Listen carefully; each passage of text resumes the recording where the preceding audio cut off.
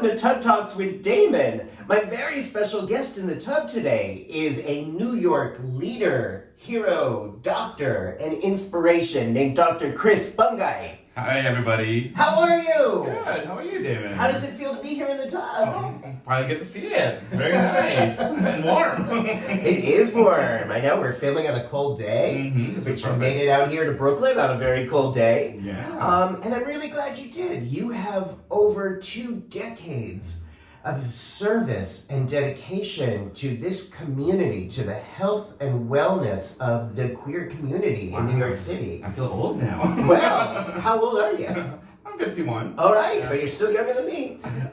You're taking to me. But I think that's a really impressive record. And Thank you. I think a lot of times the heroes in our communities who help us are people who work behind the scenes, or people who do things that the consumers feel the impact of, but don't always know the people who in the background who's making our lives better.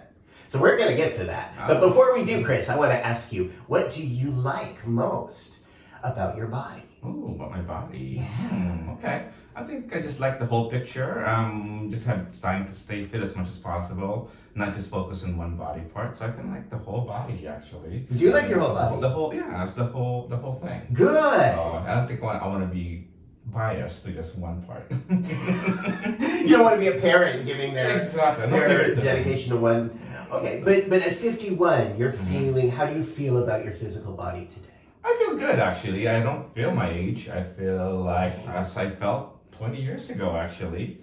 It's really if you just try to keep up with that, try to live as healthy as you can, it's very possible. And the right moisturizer. Moisturizer, exercise, and those are some of the things you use for self-care. That's right. That's great. Yeah, I'm 53 now, and I don't feel 53, though I don't know what 53 feels like, because I feel how I feel. But I guess this is different. We've never experienced from what, it. right. It's different from what I thought. And in many ways, it's even better than what I imagined, because I feel like I have more energy. In a lot of ways, I have more energy now than I did before, but I also have more experience and less fucks to give about, sitting in a bathtub naked with some of my heroes. Which I couldn't have done before. I totally understand that. It's like, now here we are. Yeah, I still feel young, full of same energy, and with more knowledge. More knowledge, more insight. So let's talk about some of that knowledge and insight that you gathered. You came to the U.S. from the Philippines at age 13. Yes. What was that process like? It's a bit of a culture shock because I grew up in Manila. It's a big city. So when I moved here and I was 13, I was basically in high school already, and I started high school in Nevada. It's a very small town. So that is, for me, is the bigger culture shock, because you go from a big city to a small town. Small town meaning we have one high school in our town that's graduating class is about 50 people. So that's how small it was. Wow. So that's why when it was time to apply for college, I need to get out of here. So I applied to the biggest city that I can find, and that's New York City. So Manila is a pretty big metropolitan city, right? Yeah, so that's what I was used to. And then to go to a very small town in Nevada. Yeah. Were there other people of color who lived in this town in Nevada? Very few. Majority of them are of Mexican descent. Okay. But very few. What brought your family to the U.S., specifically to Nevada? Well, my parents divorced when I was young, and they both moved here, tried to get a job, and eventually my mom remarried to somebody who eventually got assigned to a job in a small town in Nevada. And then when all the Marcos regime back in '86 was happening, we were hesitant to move to the U.S. actually, because the education in the Philippines is so good. I was in a great school over there. And then when all that stuff happened and it's just things were going down south, it's just better to we decided it was okay for us to move here. And that was the time before I started college, it would be a good idea to just finish high school here. So, and that's what I did. How did you feel about that at the time? It was weird at first, because like I said, it's really a culture shock for me, because you have to learn a whole new language, new English beforehand, but it was still a whole different culture. And then I lived in a town that is so small. I mean, although the people there were lovely, I really enjoyed living there, but it was too small for me. It was like I feel like I was trapped. And you know what? I was like, I can just apply for college anywhere I want. So you could come, including New York City, was on your list. I moved here for college and just never left. I've been here since 1990. Wow. Yeah. Wow. Okay. Did you say you didn't learn English until? Oh, I did. I learned English, but we did not speak it regularly in the Philippines. But everyone in the Philippines are fluent in English. Okay. So it's very actually common. That's why the service sector in the Philippines is great, because we were learning English at a young age. I see. It's just we don't speak it as regularly as here, so there was still an adjustment when I moved here. But it was easy because we knew the language. Okay. Mm-hmm. When did you start to have a sense of being different or Mm-hmm. queer in some way? I mean, you know, everybody always said they've always known since they were young, but maybe never actually looked into it, never really bothered like examining it until probably in, you know, your early 20s. So that's probably when I started like thinking, oh, okay. I mean, being in New York was easy to experience that, so at least I didn't feel like I was trapped in a small town where I didn't have a lot of options. Okay. And, So you weren't like one of these kids who got bullied No, in not at all. school for No. being gay? No, I mean, I was shy in high school, but I was class president. I was, so it's not like, you know, I was bullied at all. No. Good. So that was not the experience at all. It's just, you know, just finding yourself. I think it would have been hard to find yourself when you're in town when you don't have anybody else that you can see who's gay and maybe like, oh, it's okay to be gay. So Yeah. that probably is the only thing that I would say what I experienced when I was younger. But being in New York, of course, that changed everything. Wow. Mm-hmm. So what led you toward medicine? Yeah. Well, probably since I was a kid, maybe your family always think, oh, you're gonna be a doctor because you're a smart kid. You know, that's always been ingrained in your head. But so the whole time I was young, I was like, okay, yeah, I want to be a doctor, like not knowing really what that actually means. So in college, I actually had some doubts. I was like, I'm not sure if I want to do medicine. You know, I actually contemplated going to law school. I almost took the LSAT. It's like, because I love practicing for the LSAT exam, so I almost did it. And then I started, you know, I was involved in student government in college and, you know, and also in high school. And then I realized I don't want to do this for the rest of my life. So I started actually volunteering and see what it's like to be working in a office in the clinic and see if I like it. And then I was like, you know what? I actually do like it. And that's when I decided, I took a year off after college actually, just to kind of learn that, work in a hospital just to see if it's really for me. And like, okay, you know what? I do like it. I'm going to apply for medical school. What did you like about it? I think helping people and the science, I think both. Yeah. I mean, you know, I like the connection with people. I like talking to people. I like having that relationship. At the same time, knowing that you know the basis of your science and how to help them. So that's what I like about medicine, you know, and you have so much flexibility with medicine too. If I decided I don't want to do this, I can do this instead. So medicine is actually more flexible than you think. But I always advise people, you gotta really love it, because otherwise it's too much schooling. It's just may not be worth it for some people who may not enjoy it when they leave. But the good news is there's some flexibility in that field. You can do other things that are necessarily medical, or like you can be working for like an insurance company or working for medical technology. So there's a lot of flexibilities actually, not working with electronic medical records. So there's a lot of flexibility in medicine. Wow. Okay. Yeah. Okay. But I went there because I liked the people connection, and I always wanted to be a primary care physician, just because I don't want to just specialize in one body part, like I mentioned. I like the whole thing. I want the whole body. I want the whole thing, and everything connected together emotionally as well, not just physical. So I like the idea of that whole body, treating the whole body, not just physically but mentally. Now that to me is so important, but I find in the U.S. Unusual among doctors who think that way, who think what we call holistically about how emotions and medicine work together, how the body and the mind are connected. Right. Yes. It's something you don't learn in medical school. Right. It's kind of something you just learn as you go and practice. When you realize, you know, why are you doing this? What's the big picture? You know, why are you forcing someone to go on this medicine when you know you're not going to take it, or they're really reluctant to it? You know, you gotta talk to people, and I feel like that's one thing I actually reason why I went to medicine instead of pediatric is I feel like the other person has control. You can make a decision together, as opposed to treating a kid is a little harder. I feel like they're not in control because they don't know any better. Right.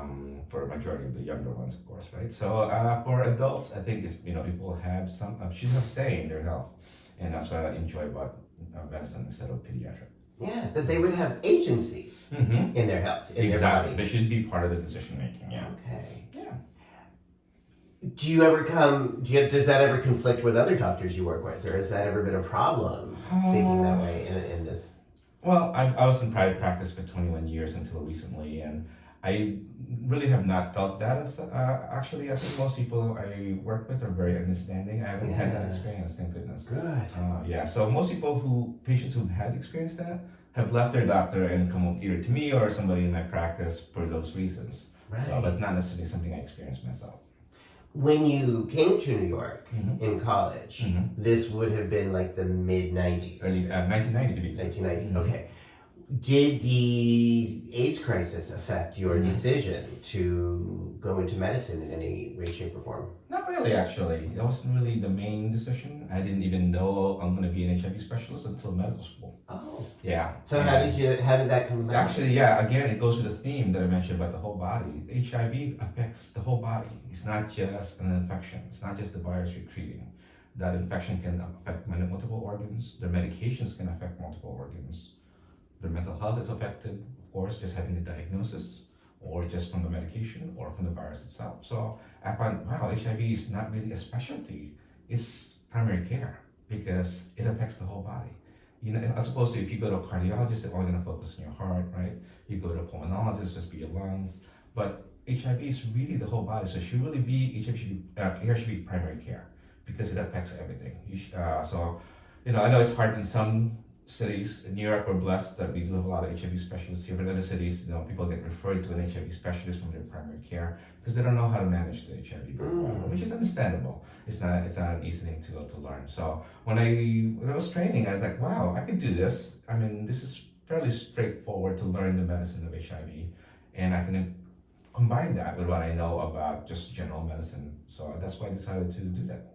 So that's really interesting. I hadn't really thought about it that way.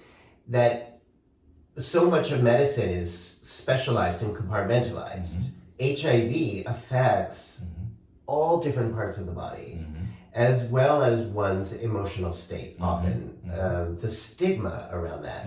It affects sexual health. It affects the heart, the liver. I mean, all the things. So it wouldn't make sense to just compartmentalize that into a little like this is the only thing I do when you are really working and serving so many, the mind and the spirit, with someone living with HIV. And actually, the HIV treatment now is probably the easier part, actually, of my follow-up. We rarely talk about the virus. We just talk about what's going on in their life, what else is going on. Some people are as they get older, they had developing other things like high blood pressure, diabetes. That's actually a more bigger concern for a lot of my patients, right, than the HIV, because majority of them are treated with HIV, they take their medicine, and they're actually undetectable. We have so many options. So it's actually the least we talk about in the office. Wow. Yeah, we've come a long way. So you've really seen that change Yes. in these last 22 plus years. So this has only been probably the last 10 years. Prior to that, it was still an issue for a lot of people, making sure their medication will continue working. And we had a lot more toxic medicines before, and now it's changed a lot. So a lot of medications are very well tolerable and very easy to take. So it's much easier to manage HIV now. So yeah, it's not always been like that. Right. So you were really coming into your practice around the same time the antiretrovirals started to become FDA approved and taken. They've been already around. I've saved a lot of people in the late 90s. Yeah. So when I started in 2003 in practice, so I did my that was a long time. I did of course, with medical school, residency. By the time I finished, and I did an extra year as a chief resident at St. Vincent's Hospital, RIP. I was there for until 2003, and then I started practice right away. And then by then, it's a year before atripla came out, which is the first once-a-day drug. Yeah. So when I first started, there was no one pill once a day yet, until a year later. And then atripla came on, and that's changed, I think, a lot of things for people, because now they're just taking one pill a day.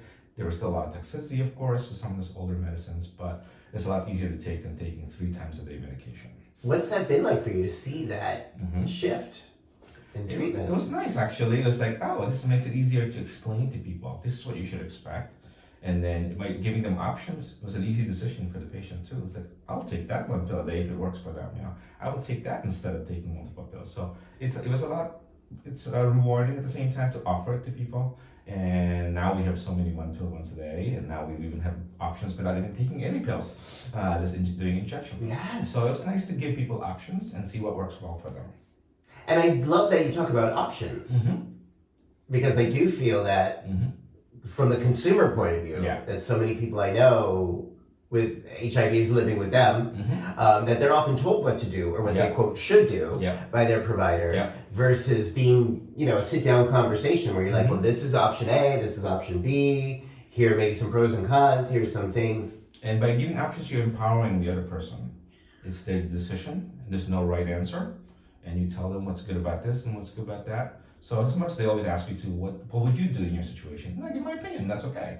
Or they will say, I can't decide, you decide for me. Sometimes that does still happen, but at least they made that decision to do that. I wish every doctor, I wish they play this in every class, because that's such I think an essential, valuable, and missing component of so much of how medicine is practiced in the U.S. That idea that we want the patient, the consumer, to be empowered. And we know that if someone feels empowered in their medical decisions, they're far more likely to practice adherence and consistency. They're far more likely to take that pill that could help them if they feel like they've had a say in the decision-making process. Right. As opposed to if you say you don't have a choice, it's all you do, then people get very reluctant. Right. They'll get reluctant. They might say yes, but then go on and do their own thing and, not... And you don't develop that trust as well, which is very important. Trust. Trust in the relationship. Yeah, that's correct. It's so important. And again, in my experience, so much that's missing is the relationship component.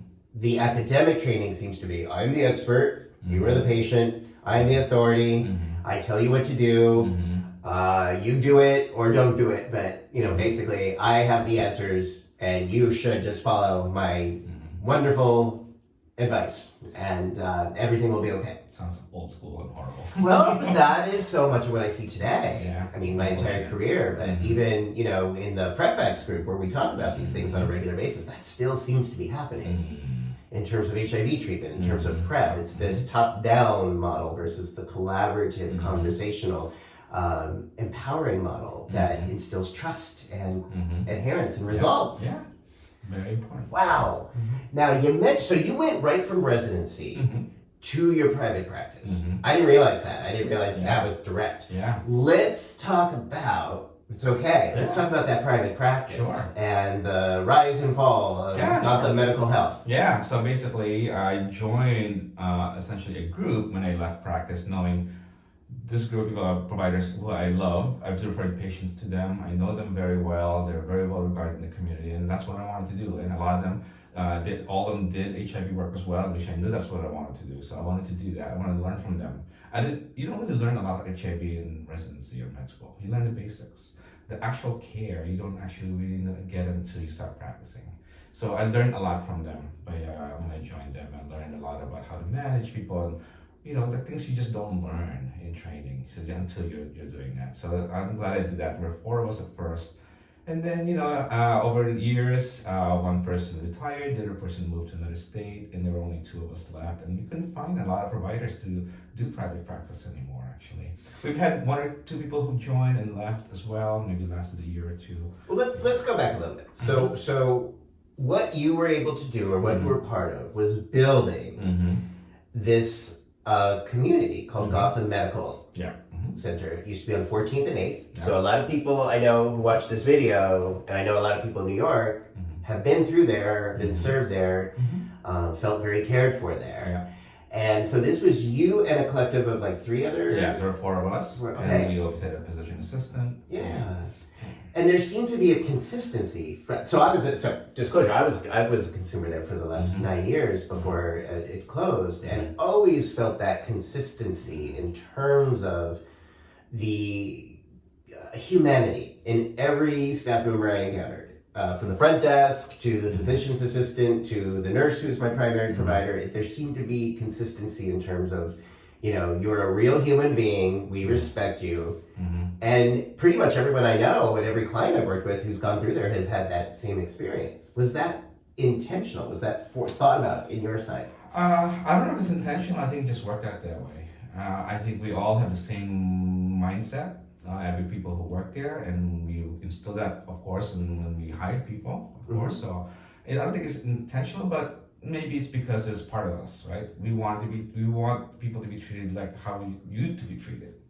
And that's how we did it, and we've had great staff for that, and so I think it just kind of like happened. There was nothing intentional about it.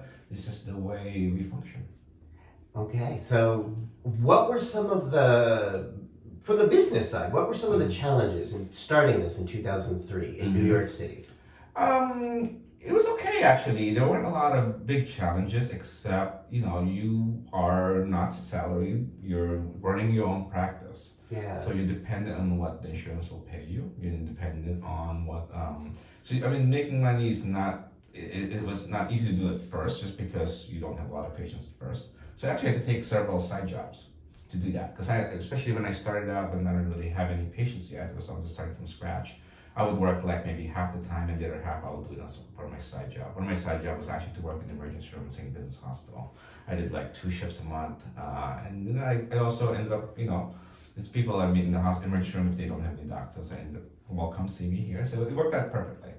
And then as my practice built, of course, then there's more security. So financial security is always tough for a lot of people, especially if you're finishing residency, you're finishing school, and you have a lot of loans to pay, and you want to be salaried. You just want to have a paycheck. You just want to have all your benefits and not have to worry about that. In practice, you give yourself your own benefits. You don't have any benefits. Right. Fortunately for me, my husband had a job that has. At that time before gay marriage was that there is for domestic partners benefits. I was able to get that. Wow. But not everyone has that option. So it was harder for people to start practice when you have to provide almost everything. I had to provide my own malpractice insurance, so everything. So you ended up putting out a lot more money, and you don't know what you're gonna get, because it's not guaranteed depending on how busy you're gonna be. So I have no idea how busy I'll be in the beginning. So this was a risk. Yeah, it was a risk. I mean, this was not without some gambling. Yeah, and that's why a lot of people don't want to take that risk, which is understandable. Some people prefer to have the work-life balance, which is hard to do when you are running a business. Yeah. So especially in those early years when you were building the business, that really demanded so much of your time and energy. Yeah. Well, fortunately, I joined a practice where they were pretty popular. They were so busy they weren't turning away patients regularly. So when I joined, it was easy for me to get busier, because instead of saying, sorry, they can't see you, we have a new doctor here, why don't you see this? Wait, this was Gotham or somewhere else? In the beginning, in the Gotham, when I first started. So when the other doctors in the practice were very busy, they kept taking in new patients, I was there to say, okay, why don't you see Dr. Bungay instead? And that's how I built up my patient population. Okay. That's how I started. And was that in the same office, the Same location? office, yeah. Same office, yeah. Okay. And that's how I got started. So really, from zero, from scratch, and eventually build my own patient practice. About how many years did it take for you to feel comfortable in the business model, to feel like this was working for you? Yeah, probably 3 years. Because some people just come in once a year. Yeah. And some people, don't need much follow-up, fortunately. We live in a city where there are a lot of young, healthy people, so I honestly see them regularly. So it's not like you're always going to be busy all the time. So I kept my part-time job for the first 2-3 years. And then one by one, I got rid of them. Yeah. So I asked because I think it's important for people to know, especially people who are thinking about or in the process of creating their own business or entrepreneurship. This thing doesn't happen overnight, like Kris is pointing out. This was at least 3 years of really hard work, having to do different jobs, sort of putting the pieces together before you started to really see the impact and results of that. Yeah, and feel comfortable in that. You feel the same probably in your practice too. It took even longer, because mine was a psychotherapy practice. Yeah. And I started in 2010 during the recession. So it took quite a few years before I started to feel like I could actually relax and trust the process. And once I did, it was wonderful. And I still would rather go through some of the struggles of that than work for somebody else. It's worth it in the end, right? Right. But it's hard, and I just say that because sometimes people are like, oh, I thought I was going to be successful. And I'm like, well, you've only been doing this for 6 months. Like, that's not enough time. But I understand how difficult that can be when there's not certainty. So then the business was going on, and you started having the collective. And so many, again, almost universally, I can't think of anyone who's ever had a bad experience that I've talked to in the community about going to Gotham Medical. When PrEP came around, how did that help, or what did that do for the business? It didn't really make a difference, actually. We were seeing more people, so there was more demand to have availability because people are coming in more often. So you're seeing your patients once a year to sometimes every 3 months. Right. So that takes up a lot of our time. And so that's when we started, you know what, we need more mid-level practitioners. First of all, we couldn't find it's hard to find other providers who want to do what we do. Nobody wanted to do private practice, so it was really hard to find. I think it's partly the work-life balance, the risk that we talked about. They don't want to take that risk while they can be employed somewhere else. I don't know if people just don't have that entrepreneurship to do that, or maybe I'm just meeting the wrong people. But it was hard to find physicians to do that. So, but there were a lot of great nurse practitioners, a lot of great physician assistants who want to do what we do. And so we started employing more of them to help us at least with the PrEP follow-up or any other acute visit follow-up. So we'll basically try to keep our patients away from emergency rooms and urgent care as much as possible. So we have, that's what we tried to do, and we had to create some space in our office to make that happen. And that's how it developed when there were only 2 physicians left, and the rest were all like our mid-level practitioners who were helping see our patients too. So when PrEP was FDA approved in 2012, and then the CDC adopted the guidelines in 2014, it seemed to me New York City was one of the few areas in the U.S. where there were a lot of early adopters, or, as I like to say, with affection, the hungry sluts. We were like, yeah, we want this, we're going to get this. Yeah. Gotham Medical was one of the few safe spaces that I could recommend to people who wanted to be on PrEP and wanted to get that kind of care. Yeah, we were doing PrEP even before it was approved. Say more about that. Yeah. What did that look like? Well, we had an idea that, we know it's going to work. So, and we have we have patients who are very concerned that they heard about this trial, they can't get into the trial, but they knew this might work. And we were saying, oh, sure, let's try it. Back then, there's not a lot of restrictions, those medications. So it was easier to prescribe to a few people who are aware of it. Of course, there was some risk we always have to worry about it. So we guide them saying, are you okay with this risk? Even though we don't know if this was working or not. And I've had a handful of people who wanted it before it was even approved. Yeah. So it's really just having that safe space where people can ask about it. Like there's no judgment. People, if they want to ask, it's okay.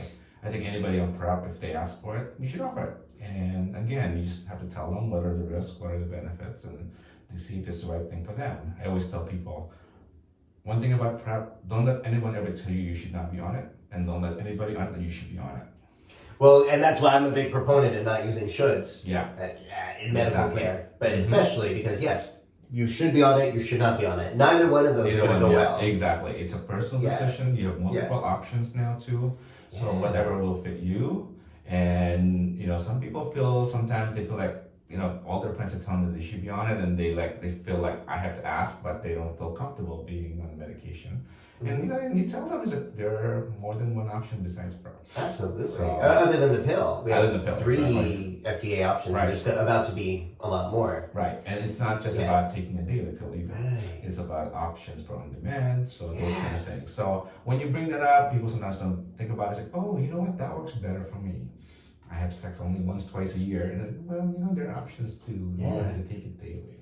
There are some doctors who were actually prescribing Viriad during the 2000s who understood the science before we had the data. We're understanding that tenofovir could be not a perfect, but a harm reduction strategy for people at risk of HIV. Yes. Was that ever something you were aware of at the time? Yeah, there were a lot of studies with the product, with women actually, in different forms, not pills, through gels, but they've all failed, unfortunately. Right. So there were a lot of studies about that even before PrEP became available. Right. And mostly related not to an oral option, but more like for lubrication, those kind of things. Right, I remember the gels, we were hoping that the anal gels, the vaginal gels would be, the microbicide gels would be helpful, and they have not panned out. Exactly. But on the, some doctors have talked about off the record, they were offering Viriad to their sluts or the spouses or partners of people living with HIV. Exactly. Yeah. So we have been doing that even before it became official.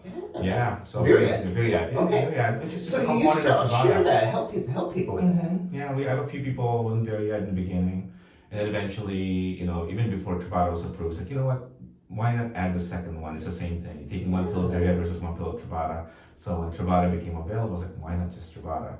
Right. And so we were doing that already before it was approved for those situations, especially someone who is in a discordant couple or what's the other one? Just really people, someone who's really very super concerned that they're at high risk for getting HIV. Right. Well, thank you for that.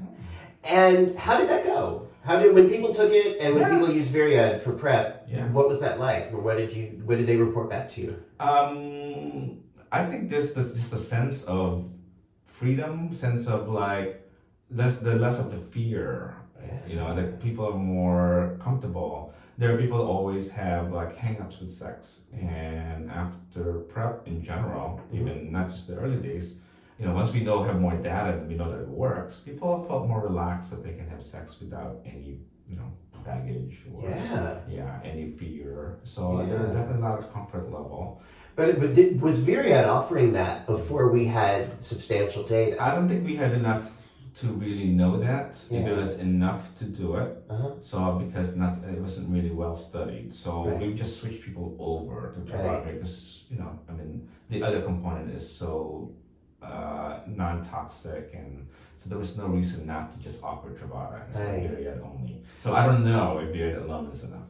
Okay. Well, no, so I wonder again, just because I think it's a story that's not told, but many doctors have said we didn't have the data points, but we understood it from the harm reduction standpoint. Exactly. We understood that Viread may not eliminate risk of HIV, but we knew that it would significantly reduce it. Right. So they were willing to offer that to people, their patients who they felt to be, significantly at risk of acquiring HIV.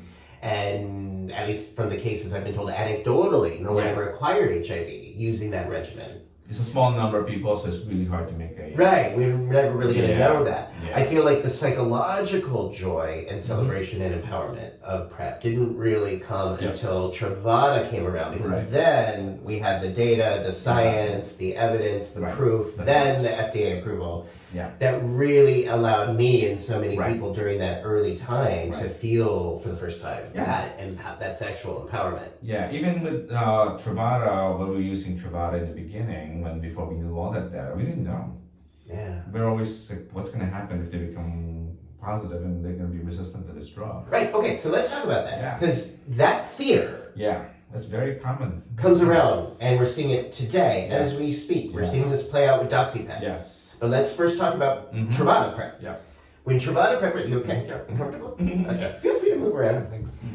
When Truvada PrEP was approved, that was why a lot of prescribers would not give it. Because they said, maybe, even though it's FDA approved, and even though we have the science, they weren't questioning that, but they were saying, what if this resulted in all these sluts getting all these Truvada-resistant strains of HIV that we cannot treat?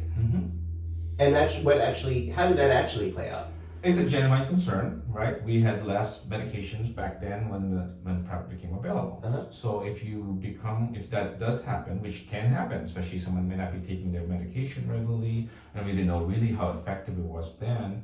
And if people do get infected, your option for treating HIV involves taking multiple pills. So that is a concern in the beginning. It's a genuine concern. It makes sense. Right. Less so now when you have more options. Right. For HIV treatment. And even with those concerns or questions, that did not stop you as a provider from giving it to people who wanted it. Yeah. It was just more the reluctance and of the providers to do it, which makes sense. It was very understandable. So it's a risk you take, but it's we've had patients who've had resistant strains too, and we're still able to manage them somehow. So it really is your comfort level on how you treat HIV. I've seen HIV providers who are very reluctant to use PrEP in the beginning. Right, and it made sense at the time. So they're not to be faulted. I think there was no data yet to show that it really is very effective. Only 1 or 2 clinical trials then. So it makes sense for people to be afraid of that. Okay, well so now from the consumer point of view, You know, and I absolutely honor and respect that there's different views. Mhm. I am not a doctor. I don't carry the responsibility of being a doctor. But I can say from a consumer standpoint, that was a source of frustration. Right. It felt when doctors were practicing that kind of medicine, it was paternalistic and like the gatekeeping model. Yes. Right? And it often felt like those of us who wanted to be on PrEP and some people who were denied PrEP for that reason, because of the maybe. Yeah. It's like, but we're adults. We have the right to review the evidence, the data, and then make an informed decision about the best way to proceed. Yes. And I know that you and many doctors in New York did feel that way. Mm-hmm. It seemed that a lot of doctors were not, that they were practicing the kind of medicine that's cautionary and over. And recently I rewatched the documentary, How to Survive a Plague, the Oscar-nominated movie about the incredible fight to get ARTs approved, antiretrovirals approved, thanks to the efforts of so many hard, fighting activists and consumers. Yeah. And when you watch that documentary and you hear the doctors who went on camera about their fears at the time, it's almost exactly identical. Yeah. They were like, well, I was afraid because we didn't know what the side effects would be. I was afraid of agreeing to this because, I didn't want to give this to patients because we didn't have all the data and we didn't know if it was safe. And the activists were saying, well, we have a right. We know there's theoretical evidence to believe that this drug is going to save our lives, and we have the right to make that decision for ourselves, not you. So this has been a tension in this community, right? And the reason this is really on my mind today because the exact same thing is playing out at this very moment with DoxyPEP. Yeah. What is DoxyPEP? DoxyPEP is something that it's not pre-exposure, it's post-exposure. Yeah. So basically taking doxycycline after condomless sex, oral or anal. And usually you can have up to 72 hours to take the medicine. You take 2 pills and that's it. And why would somebody do this? Because there's a lot of STIs going around. Okay, so this would prevent. Not all STIs, but at least for syphilis and chlamydia, there's a high efficacy that we've seen, and maybe not so much with gonorrhea. Okay. When did you find? Well, when you started sharing this with your consumers, were they the ones bringing it to you, or were you the ones bringing it up to them? A little bit of both. Most of the time they bring it up, and that's it's okay because it's a little different because STIs are treatable, and it's not like a long term. It's not the long term treatment plan. Yeah. So if you get a chlamydia or you get syphilis, you can treat it and you're done. Yeah. It's very different for HIV. So I think it's a little different, and I don't know what the right answer is. I think the concern about also resistance to doxycycline is real because we don't have a lot of treatments for chlamydia. Usually we treat with doxycycline. So if you get chlamydia while you take doxycycline, that gives us a less option to treat your chlamydia. Okay, so let's talk about that because this has come up a lot. And there seems to be somewhat of a difference between some of the fears and somewhat of a difference of what's actually happened and what the researchers have actually said.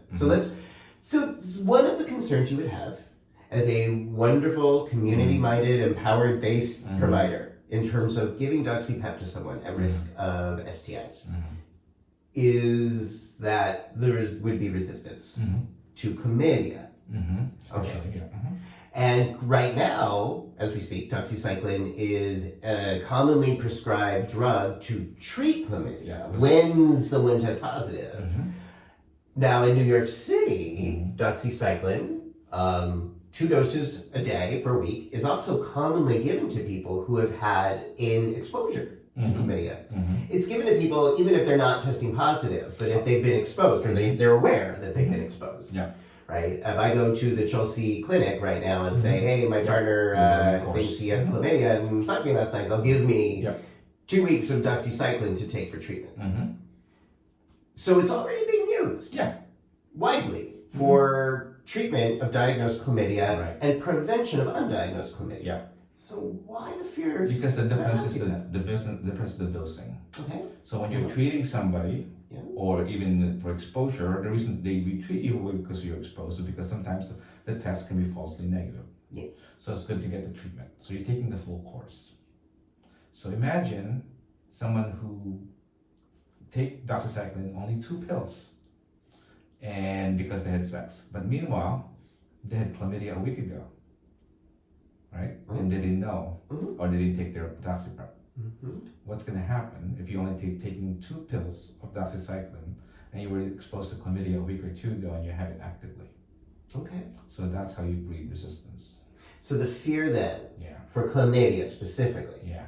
is that people are not taking enough dosage of the drug Or they may have more than 72 hours after Yeah. exposure. or if they just blindly take it and not realize they actually have it. That's why I always encourage people to get tested first. Make sure you get swabbed, you get your test, make sure you don't have it. And then fine, then keep taking it regularly when you do get that exposure. Okay. But if you miss some, then it's good to get tested. Just make sure you don't have it. And so therefore you don't develop that resistance. So it's a little harder to follow for some people, but you have to explain to people. Okay. To the best of your knowledge, are there any doxy-resistant strains of chlamydia out there? Not yet. But it's hard to grow that in the culture. To test for resistance for chlamydia, it's actually you can't do that at the lab, so that's just done in a research facility. So we'll see. Time to be determined. Okay. So, yeah. So right now, we think it's working because it's definitely the rates have gone down. Say more about Yeah. that. So definitely we've seen a lot less chlamydia and syphilis since DoxyPEP was around. So we definitely know it works. There's no doubt about it. Okay. The fear more about what about happened to those people who do end up getting it, and then they are, they are resistant to the drug and nothing else is working. When did you start offering this or prescribing this? Wow, maybe 2 years ago now? Really? Yeah. When it first came out, when it becomes available, that this actually works. Okay.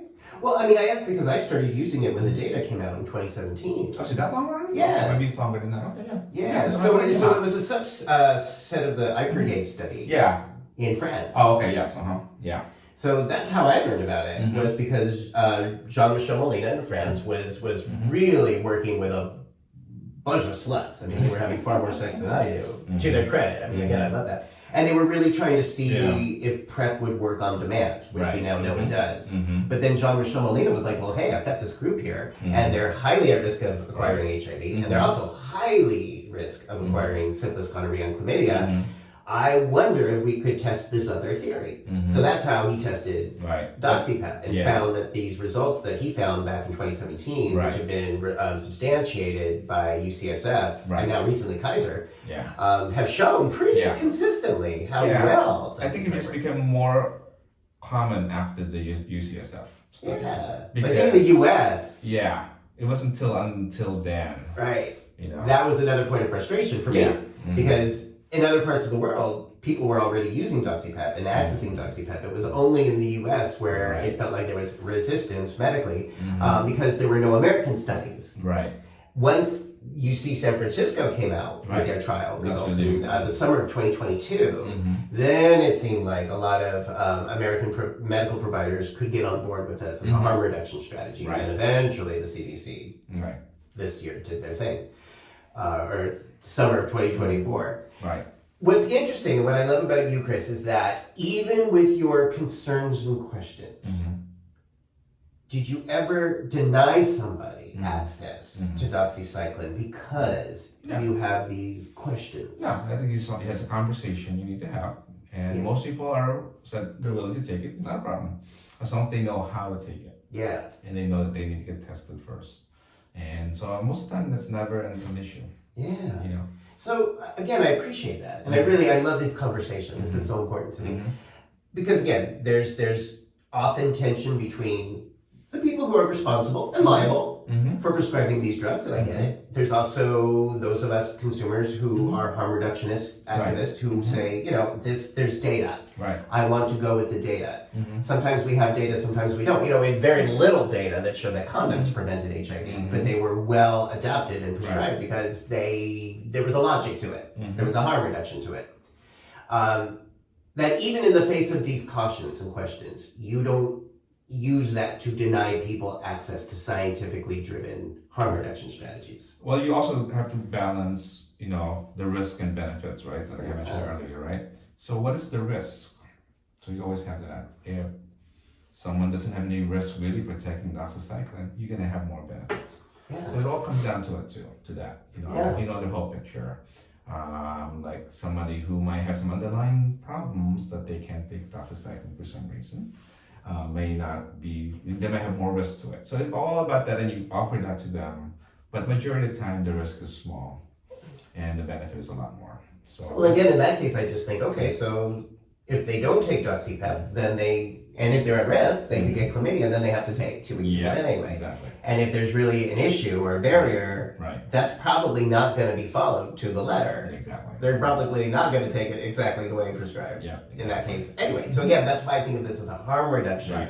spectrum. Right.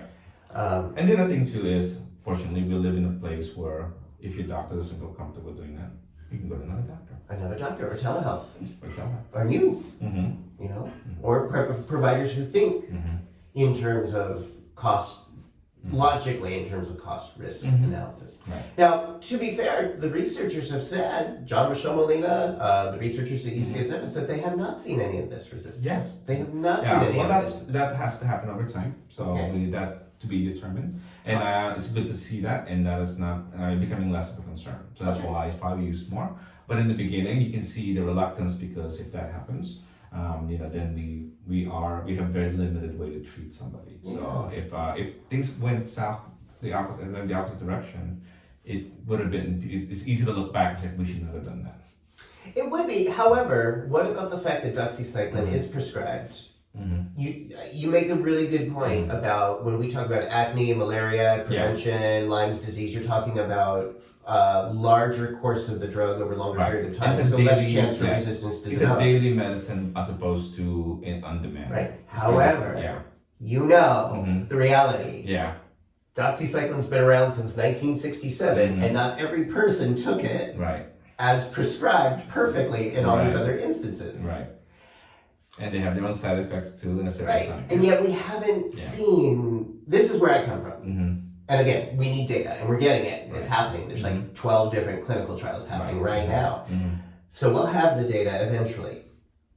But what I see since 1967 is that it is certain that of the tens of millions of Americans alone who are prescribed doxycycline for these other issues, they have not taken it perfectly the way it's been prescribed. Some have only taken 2 doses over a course of a week, or maybe 4 doses over the course of a week. Or they were given it for chlamydia treatment, but then their test came out negative, so they stopped taking it. And of course, the test can be faulty. With all these variables at play, over the last 57 years, we still haven't seen these resistant strains of chlamydia and syphilis running around. Well, we don't use doxycycline as much for syphilis. We still have the penicillin as the main source. And for a while, we weren't really using doxycycline for chlamydia. We were using azithromycin. Right. Over the last few years because of the resistance to azithromycin. Right. People not taking it perfectly. No. So resistance. Not necessarily, because azithromycin is 1 dose. Okay. It's not like, it's not like over a course. That's why we love to use azithromycin. Because you give 1,000 milligram azithromycin and you're done. But, so it was 1 course to treat chlamydia. Yeah. So how come we have resistance to that? Because that's the nature of, I think, the virus, the bacteria. Okay. It may be easier for them to develop resistance over time. And that's the concern as well for the doxycycline. Right. And again, but what about the fact it's been around 57 years? Yeah, but we weren't using it as much for that before. Right, not specifically for that treatment, but statistically speaking, Right. some of those kids with acne who were coming in because they wanted clear skin, and some of these folks going to areas where malaria is prevalent, also had an undiagnosed case of chlamydia somewhere along the way. Actually, we don't know. A lot of my patients on oral doxycycline never got chlamydia. Well, that's what I'm saying, right? Yeah. So it's hard to study because it's that full circle sort of thing. It's hard, yeah. And the only way to really make it probably easier if we have more antibiotic options. Yeah. Because that will lessen the fear when we do know that we can treat it with another drug. That's what we are short on. That's the bit of, and actually probably more the bigger problem is there are so many bacteria out there, not just for chlamydia, for other things too, that we are running out of antibiotics, becoming resistant. Okay.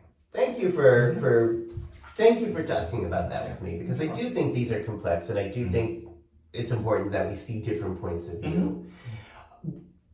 Given there's like at least 12 different trials right now, with gay men, with people assigned female at birth, we'll know in a year or two more about the safety and the efficacy.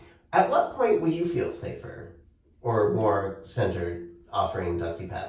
I already feel that. It's Okay. not a problem. It's not a problem because I mean we know it's reducing the number of infections we're seeing already in practice. Yeah. Yeah, that's not the issue. The issue would be more about like it's how how well will this continue? That it will continue to work. So really, that's really more of the issue for us. Will the evidence The or docs trials work. help Yeah. you with that, or will that just be a real life sort No, of I thing don't think you'll we have need- to see over I don't think time? you need the trial because the trial you already see it in practice that it works. Yeah. It's what's going to happen over time. Okay. When drug resistance is a little different with a treatment that you treat as needed versus HIV that is more like chronic. So Yeah. I think it's very different, and if you look at the benefit as well, if someone doesn't take DoxyPEP and they get chlamydia, Mhm. you can treat them Mhm. for a week and you're done. So the benefit is not as high as someone who preventing HIV. Does that make sense? Yeah. There's a lot more benefit preventing HIV than preventing chlamydia. Okay. It will tell. I have been, like I said, I've been using DoxyPEP since 2017. And using the data the best I can. There may have been times that I had chlamydia and didn't know it and took doxycycline. As of today, I've had no positive tests come out since 2017. That's why because you. So I don't know. I might have been in that position at some point of having had chlamydia longer than 72 hours and still using doxy. We don't know. I don't know. We don't know. I don't know. Yeah. I just know that Right. there isn't Yeah. so far. Right. But I understand your concerns. Yes. Okay. Moving on. Thank you. About a year ago, Mhm. early 2024, Mhm. it was announced that Gotham Medical would be closing. Yes. Why? What happened? And well, like I said, I think there were only two of us left, two physicians left, and Dr. Dillon was planning to retire soon. So just be me. So for the last 5-6 years, I've actually been trying to recruit people to see who would go join us in private practice, knowing that's going to be bound in the horizon. And I couldn't find anybody. There's no interest. I don't want to just pick anybody. I don't want to put an ad or anything. I just want somebody who will fit well with us.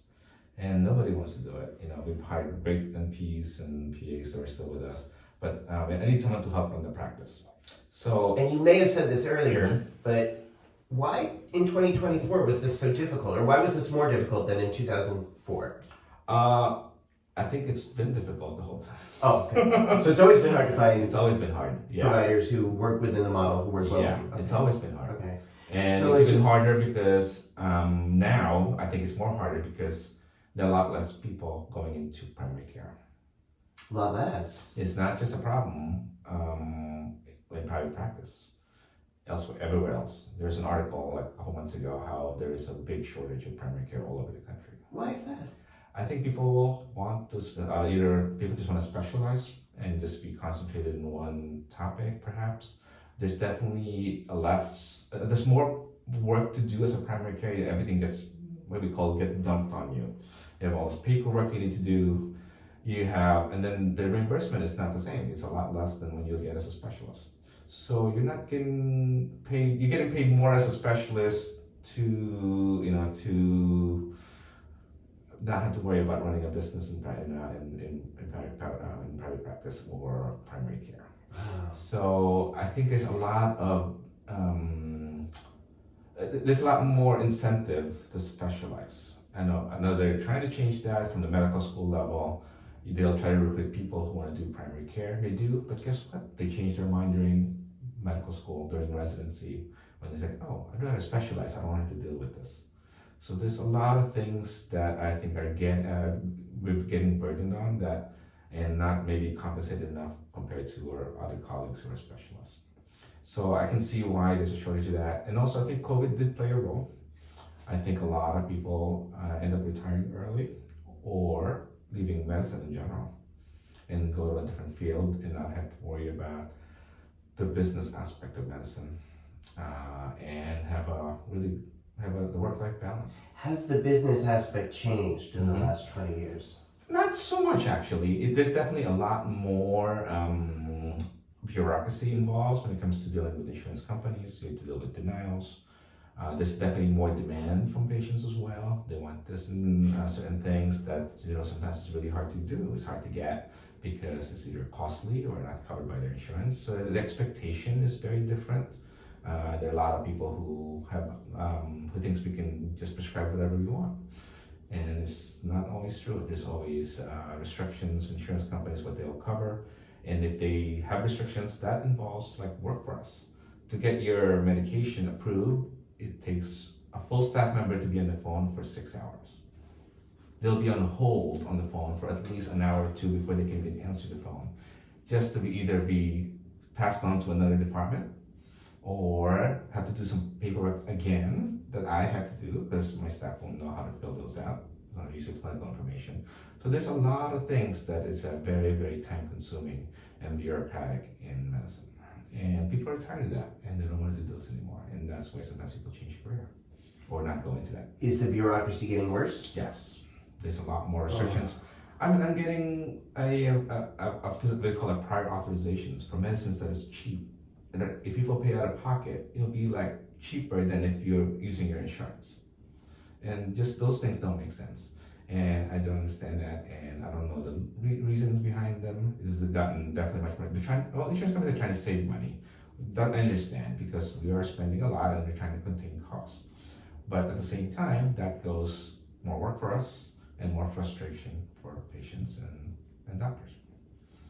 But we need to understand is healthcare is expensive, and to contain costs, there'll be a lot of frustrations. So keeping a private practice open with very little infrastructure is just not sustainable. Yeah, it's just that staff will get frustrated because it's too much work for them. They may not they're not probably getting reimbursed as much as if they work for a hospital system. So it's harder to retain staff. So just to be clear, because I'm not always clear. So when someone works in a medical private practice, like you said earlier, you get paid based on the reimbursement of the insurance. So I see a patient, they come in, the insurance pays me later, not right away. There's always a delay in that. But like I go to a private practice, I'm not going to get a regular salary. It's based on performance and the reimbursements. And sometimes they fight you for that. There's times where, this visit was not necessary, so we're not reimbursing you. And then you need help, and then you need assistance to be on the phone for 6 hours to deal with that. And then you still have to do paperwork to fight that, to get paid, and to get the consumer what they've asked for in the first place. And then you have to handle the rising costs. What? So the rising costs of keeping a practice involves making sure. It was hard to find staff for a few years during COVID. People left, and then trying to find one who have experience and will cost a lot more. And so you either have to train somebody who's new to contain the cost as well. So it's very expensive to keep a staff. And then you get their benefits as well, and everything else. All the costs go up. So not just salary. Your rent eventually go up. Lucky for us, our rent was actually okay. It didn't go up, so we were okay with that. But everything else that you purchase, vaccines, supplies, gloves, every equipment, it's almost doubled the price since the pandemic. So if you do the math, your cost is almost doubled, your reimbursement is almost half.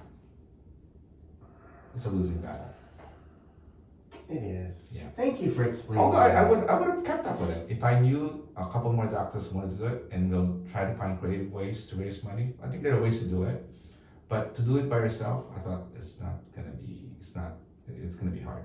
And my biggest fear always been like, what if something happens to me and I'm the only doctor in that office? Wow.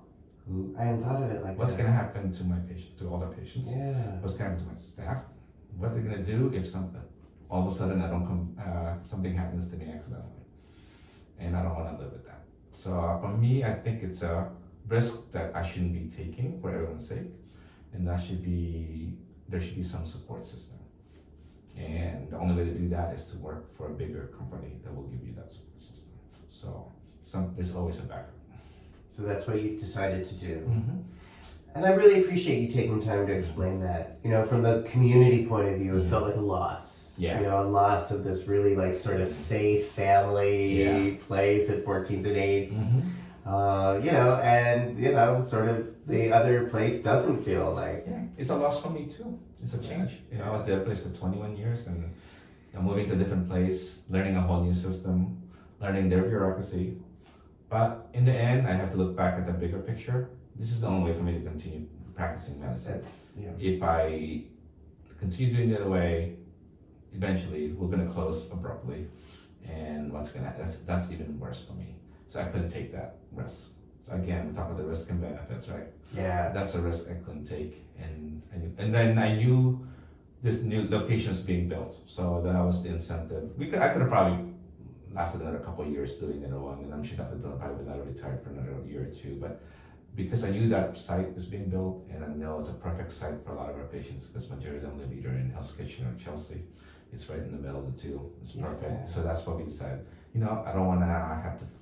There's this great opportunity, so I took it, and that's how we ended up. So this was a new building at 31st and 9th. Yeah, it's a new facility in NYU. Yeah, and they're actually going to expand. They're expanding the floor above us is also now being renovated to hopefully open up more space. But we just try to keep whatever we're doing before as close as possible. It's not going to be the same, I know, but at least you'll still get your care. You'll still be able to see the providers you've seen before, and hopefully more providers will come in and we'll educate them on what we do, and we'll see how long it'll stay. Has this made your life better or easier in some ways? Easier. It's the same. I mean, did it take any stress off not to have to run a business? Yeah, of course that's taken, but it's just shift to a different way.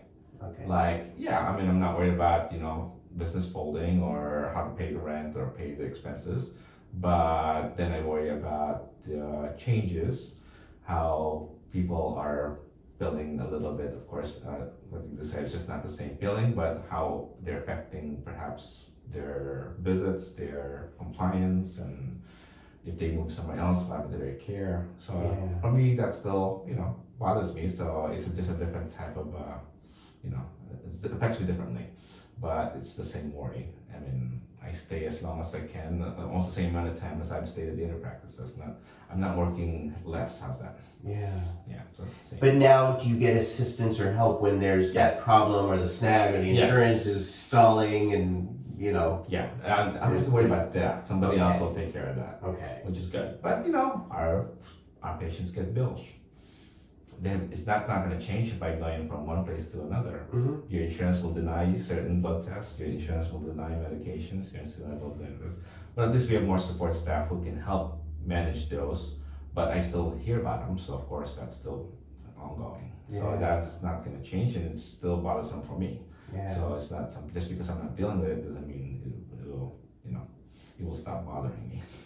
Yeah. Yeah. So recently in the U.S., it feels like there's been, at least on the surface, more conversation about how dysfunctional and problematic the healthcare system is as it stands. Yeah. It came in the wake of the assassination of the United Healthcare CEO, which I don't think is okay to do, and it also at least maybe drew attention to some of the issues you brought up about how the system is set up to often harm people or interfere with people's health care. Right.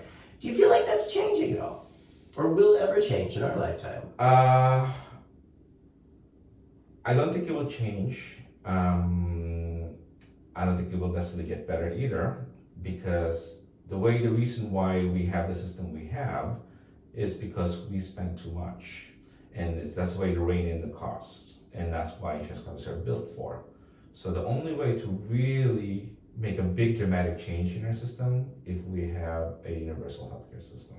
Well, you don't have the middlemen, everything established in a national level where you remove the bureaucracy, because the bureaucracy is really where the cost is coming from.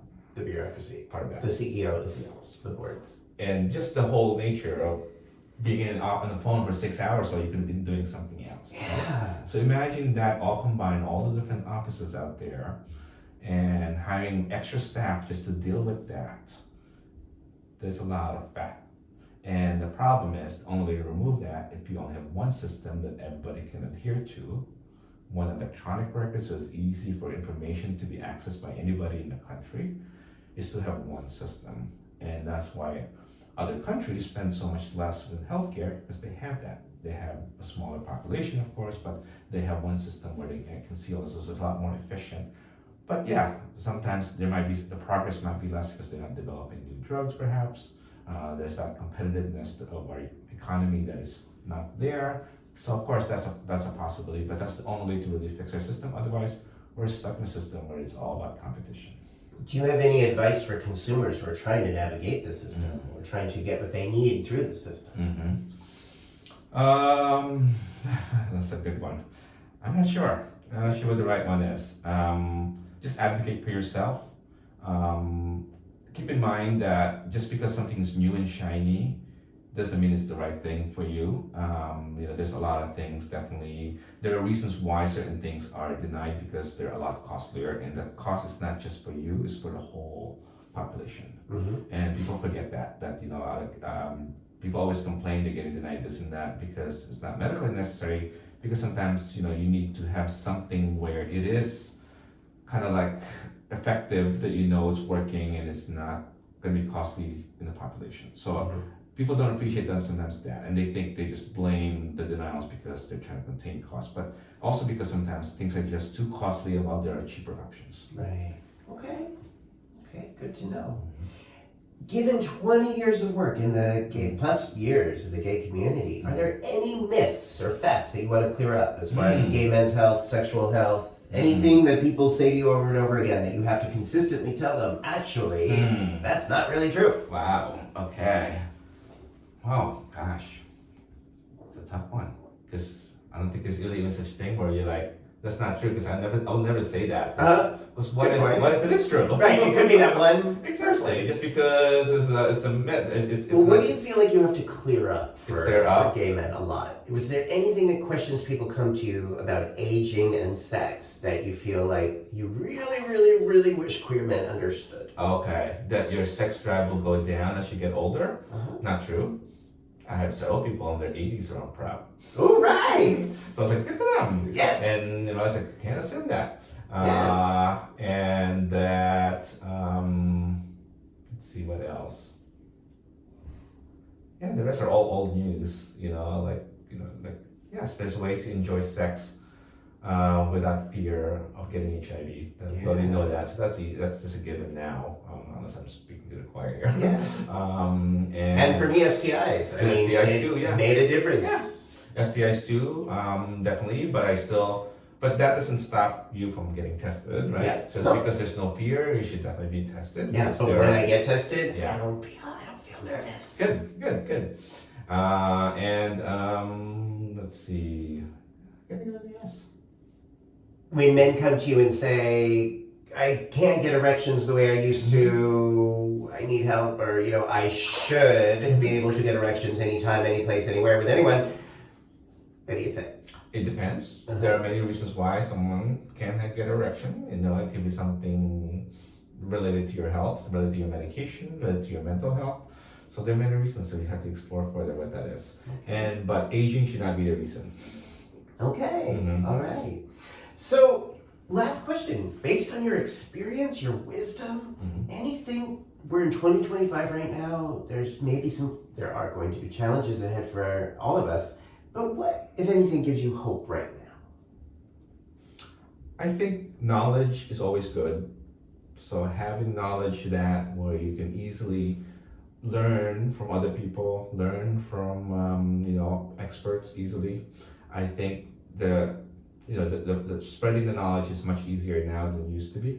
So it's easier to adopt things like DoxyPEP was much faster than it was for PrEP because the knowledge is out there, and having that community where people can spread that knowledge faster, I think is a great thing, and that's gonna be very helpful for any kind of conditions, diseases that becomes new, and we can easily be able to track that down faster if there's more of that knowledge. Beautiful. Kris, I want to thank you for your time today. Thank you for giving us some extra time in the tub. Thank you for your service, for these decades of service. Again, I think so many New Yorkers I see in my practice their thinking about sex has shifted over the last 10 to 15 years. There seems to be so much less fear and anxiety attached to sexual celebration. Yes. And Gotham Medical and you and your practice, I think, have been played a significant role in facilitating that experience for so many people. So I've been really looking forward to this interview for a long time. We hope to continue doing that. Yes. Until I'm in practice. Yes. Now, if people see this interview and they're like, "Oh, I really want to work with this guy," are you taking patients, or is there a way for people to do that? Unfortunately, I am not taking new patients because my colleague retired, so I've taken a lot of his patients because they have nowhere else to go. Actually, it's hard to find doctors, so I prioritize to see them first. Hopefully, if things settle down, but at the moment, it's too chaotic that it'll take forever for you to get an appointment anyway, and it's not fair for my current patients, so I really don't feel comfortable opening it yet. So it might be a while, but we do have a lot of good providers in our office who think the same way I do. So if you ever need a provider to see, hopefully you can see you sooner, especially sooner than I can.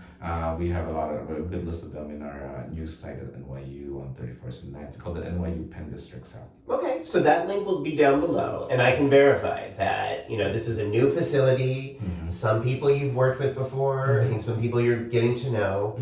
But so far, it seems to be people who genuinely feel that sort of model of empowerment and collaboration in care for others. And even if they can't see you right away, they can see one of your colleagues. I know that there's openings right now, and it sounds like there will be more if you expand to the floor. So that link will be down below, and I can personally say I think it's a really, really great staff. Some of the elements of what people miss from Gotham Medical, they will still find in this facility at Penn. Be the same providers, hopefully people have seen in the past, and we'll try to keep the same care. We're not being restricted a lot of times actually in our office, which is great. So they do allow us to do the same work that we always do, so hopefully that won't change. It's just a bureaucracy of working in a bigger system, or it's a different method on how to access your chart, how to request your medication, how to request an appointment. That's one thing people just have to learn. I'm also learning it at the same time and adjusting to it. Yeah, that's been frustrating for me. However, again, quality people who believe in our right as consumers to learn, to understand what the science offers us, and make a decision based on data and science, and work collaboratively with us. That is so important. It's so important for me. I know it's so important for so many people in New York, and that you continue to hold space with that. So thank you for that. All right, everybody, if you like this interview, subscribe down below, because there's about 170 episodes now where we're talking about health and wellness and aging and sex and innovations and changes to that. Some of the ideas or perceptions that can get in the way of that, and how we learn and sort of bond in order to have a wonderful quality of life. So if people are interested, subscribe, because then you'll see all 170 episodes. And that's it. That's all I got. Thanks for having me, Dan. Thank you, everybody. Thanks, everyone.